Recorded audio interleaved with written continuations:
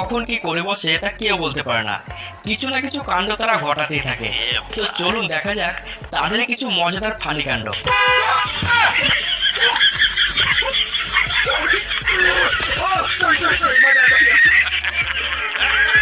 প্রথমে ডগি ভাইকে দেখুন, বাঘের বাচ্চাকে একা পেয়ে সে ভয় দেখাচ্ছিল। তখনই তার মায়ের এন্ট্রি হয়।